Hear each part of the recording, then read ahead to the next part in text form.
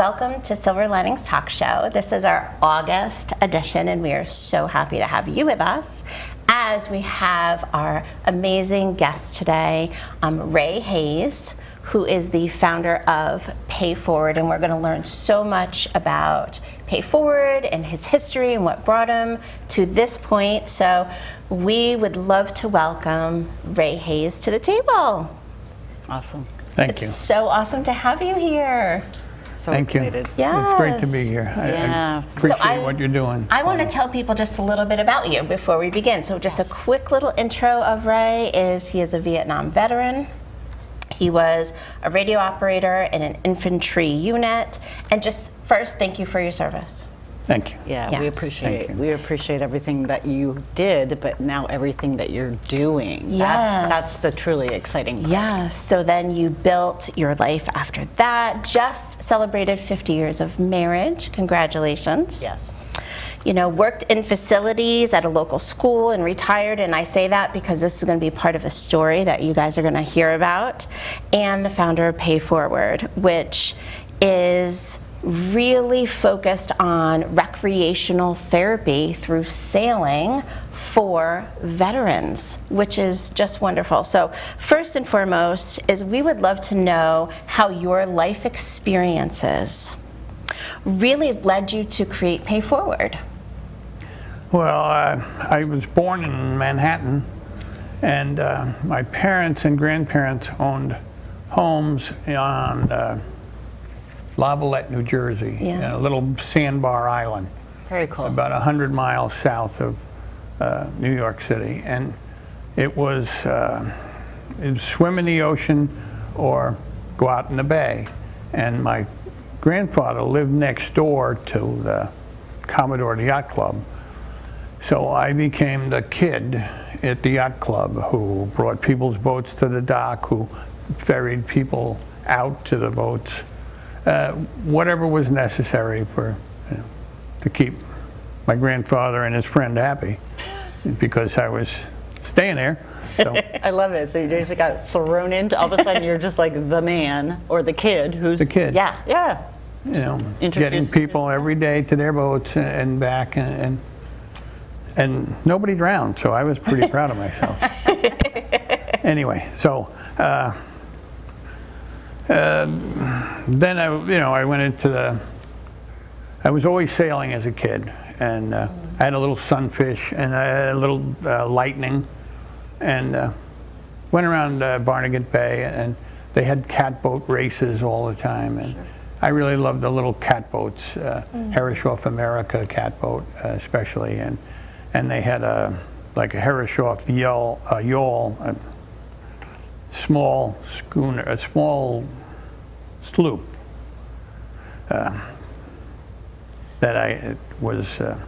So these are all like one-man boats, like so you're independently able to do this all on your own, Right. just out there, you in the ocean, just really enjoying it. Yeah. So this was like a childhood history of being on the water, sailing, being around boats, and then you became a boat captain.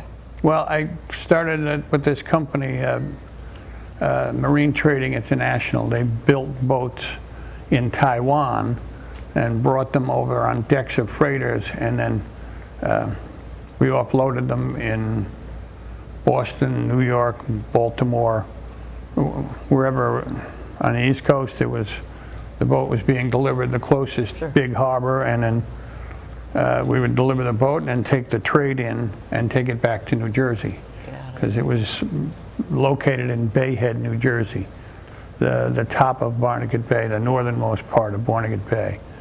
And I did that, and I realized that that kept my PTSD calm.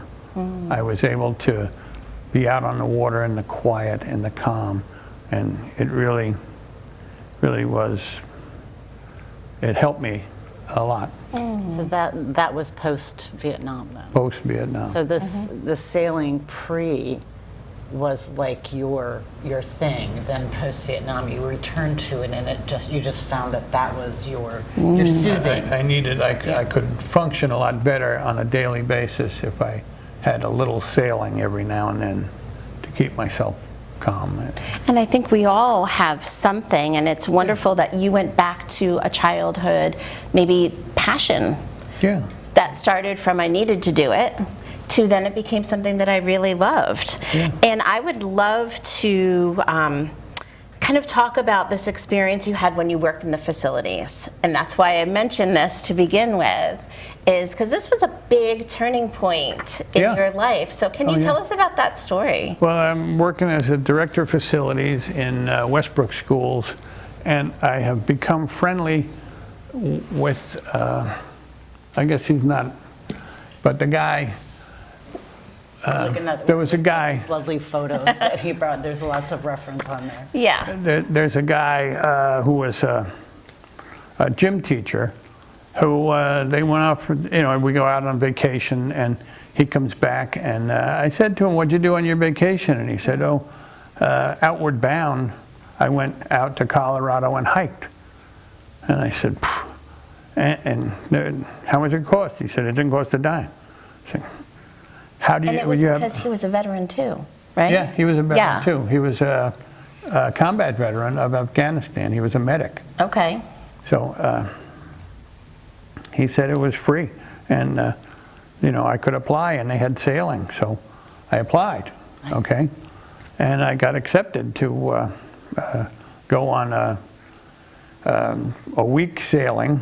I should have read the fine print a little better, because it was a week sailing.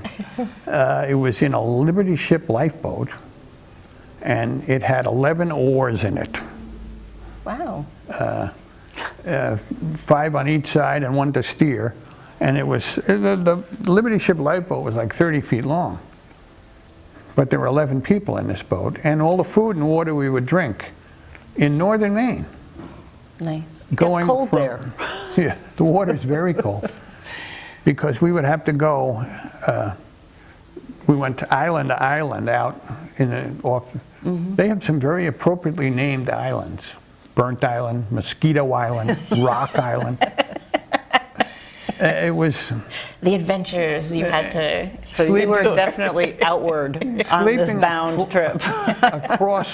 across the bed was the oars laid lengthwise in the boat, and we slept across it. 11 guys in this 30-foot lifeboat that leaked.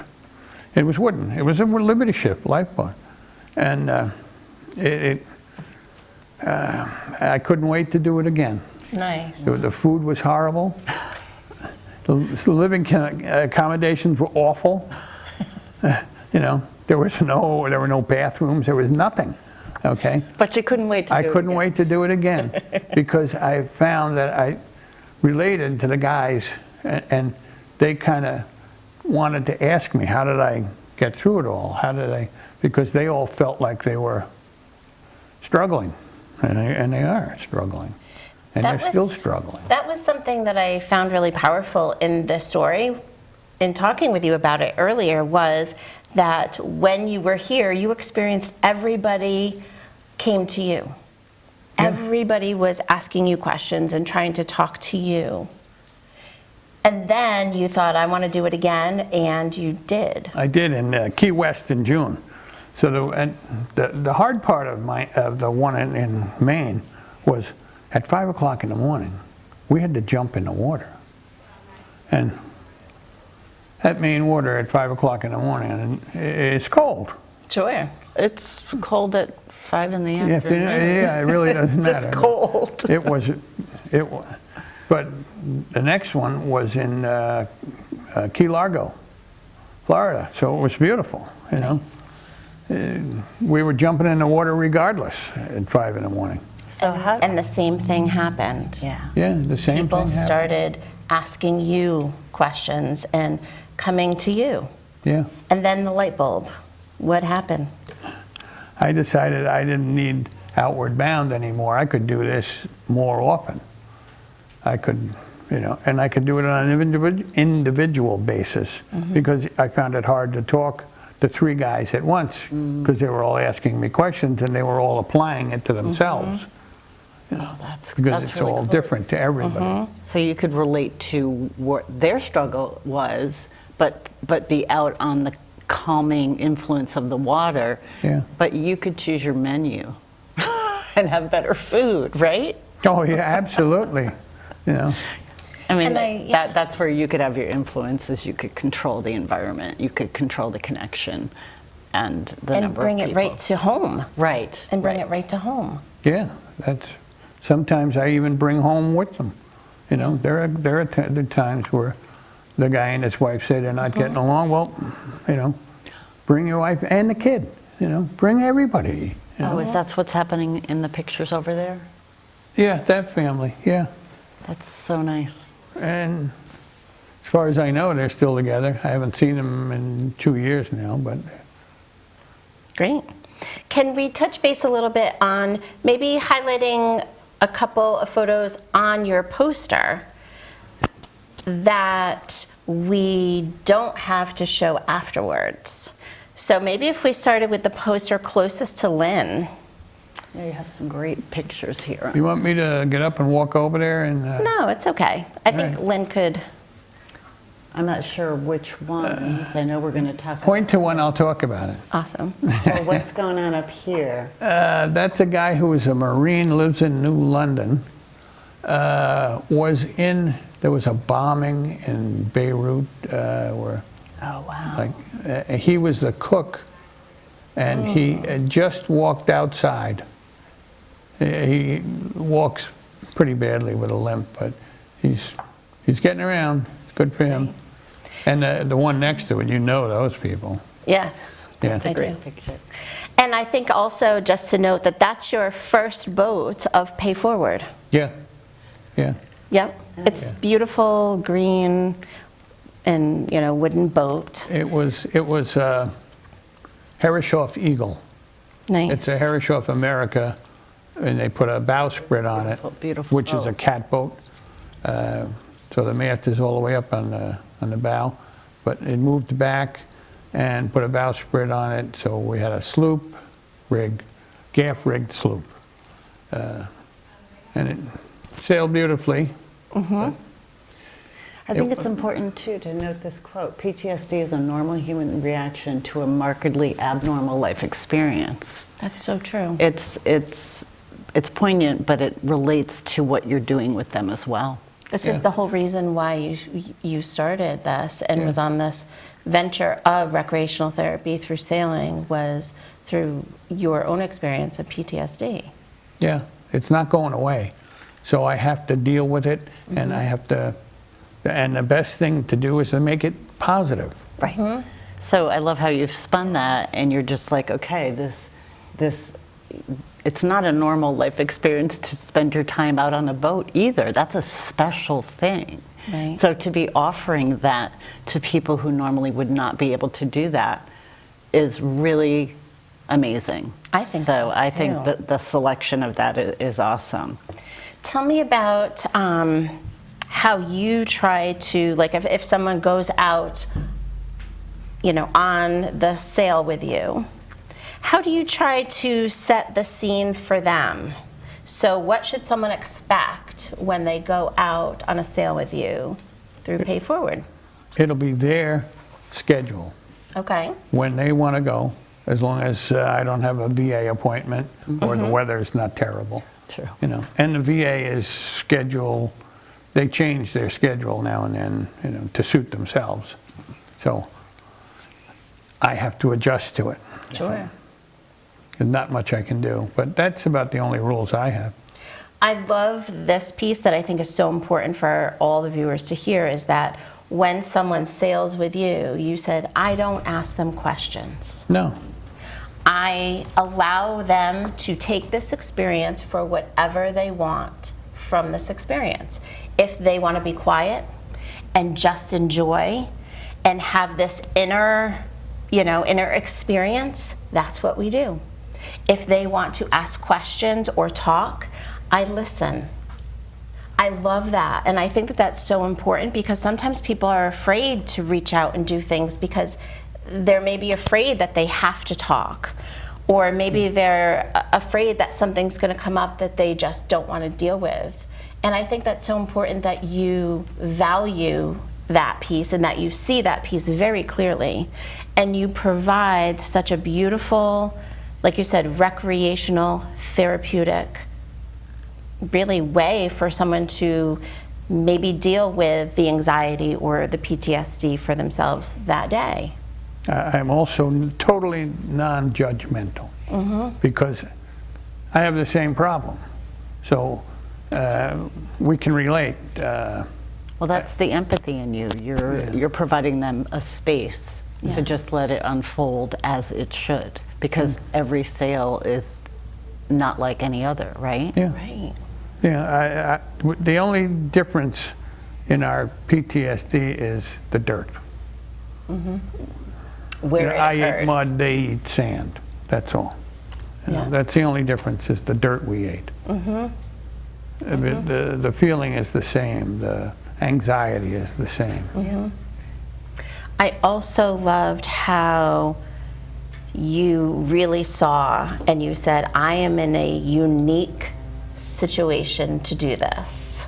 Oh yeah, because I know what they're going through, and I can understand it. And I tell them, you know, I tell them a little story about me if I say anything, and that's it. You know, just so they know I'm not Expecting anything. Yeah. And that you know, because there's something about sharing a little bit about you that allows that connection that, oh, okay, he really understands. So I love that you brought this passion of sailing into helping yourself, but then extending it to others. And you brought some photos for us, so I would love if we could pull them up and have you kind of talk us through them. Sure. That's me, obviously. With patches, I ask everybody who comes out and goes out with me to give me a patch, a unit patch. And there are all kinds of unit patches there. Some are duplicated because two guys were from the same unit. But it covers World War II to World War II English Navy to Afghanistan, ambulance driver. And I love one thing that you shared about this, how this all began, was someone was sailing with you and wanted to give you something in return. And they said, how much is it? And you said, it's free. And I think that it started with someone wanted to show their appreciation, right, of your time and what you were giving to them, that it came up of, well, you can give me a patch. Yeah, that's And all. this way you're kind of just keeping track of all of the people who have held space on your Yeah. Right. sailing and ourselves. vessels. Yeah, I love All right, that. we'll go to the next one. This is a group called Giant Steps. They work on art at the West Haven facility. They stay there. They're had to get a friend to help me to get them out here for the day, and it was great. I could see they loved it. Look at all the smiles. Yeah, that's about as good as they smile. Nice. And that's the T-shirt they gave me is a Giant Steps T-shirt. Nice. It's dirty combat boots. Oh, but I it's- love that. That's It's very their symbolic. Giant Steps. Yes. Yeah, for Very them it Let's is. check out the next one. This guy, World War II, the Bismarck. He's on one of the English destroyers. He's an Englishman. He's on one of the English destroyers, chasing and sinking the Bismarck, the biggest Nazi ship out in the Atlantic. Wow. What a story and what a history to live And through. we went out on a very rough day. I wouldn't have gone out, but he wanted to go out. And we were banging into 3-foot, 4-foot waves, and he had a great time. And his daughter came and picked us up, and she was mad at me, you know, at me, because I took her father out in this horrible weather, and what's the matter with you? He's 90 years old. He had a big smile on his face. He was happy. Nice. I love that so much. That's a great story. And how about next? the guy in the middle was a point man walking in Bavaria or somewhere, I don't know, Eastern Germany, and came upon one of those small concentration camps. Really? And that's his great-grandson and me. And I took the two of them, I took him out, I don't know, 3 or 4 times. Nice. I love that you have somebody who's coming back because Right. it works. Right. Yeah. That's really cool. Yeah. And what is next? Oh, I actually took this photo. And I took it and I wanted to share it because I wanted people to see like the beauty of being on your sailboat. I thought that was really beautiful. It feels nice. Yes. Yes. That's today's sailboat. That's a friend of mine who, his unit patch is on that cover. Nice. He's a good guy, but that's the new, I had to get a newer boat because the other boat was smaller and heeled a lot. And I realized that a lot of guys don't, if you're not used to sailing, you don't like that tipping. Right. Right. Yes, they're novices. You're right. A lot of them Yes. have never been out. Yes, Right. That's a my good point. mission was not to scare them. My Right. mission was to make them relax. And Absolutely. if they're white knuckling along while I'm sailing, they're not having a good time. No, that's so true. And Good any point. last final photo? The last one I took again. So just to kind of show now sail is down, what it looks like. But I wanted to share that you also brought us a video. And I would love people to experience the video of what you had to share and the beauty of what it looks like to sail with you and Pay4Ward. If we can see that video, that would be great.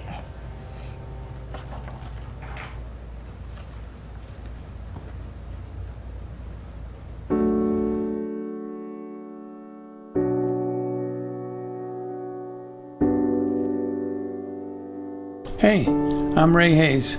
I'm a Vietnam combat vet who wants to help my fellow veterans through sailing as recreational therapy. Being out on the water on that classic sailboat requires teamwork and communication.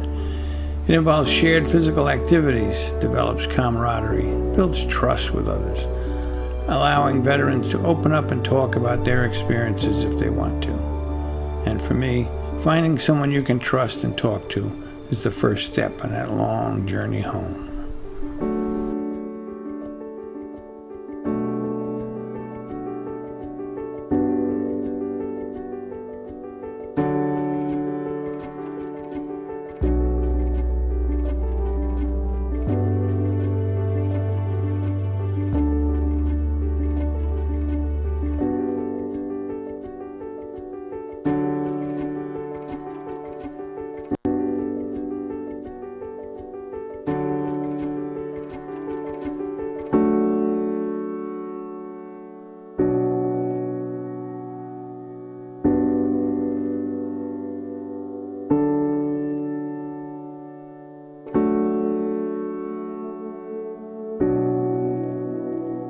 We're located on the Connecticut shoreline and sail on the beautiful Long Island Sound.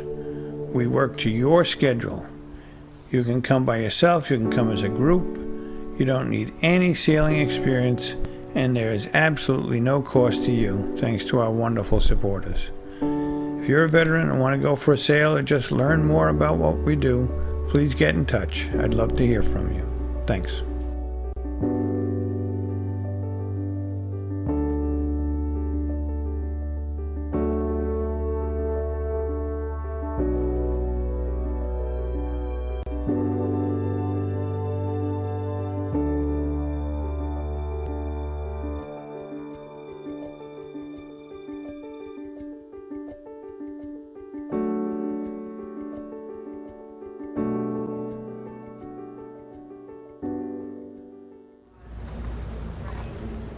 I love that. That was beautiful. That was so beautiful. I love the feeling of that. It really, it gave me calm.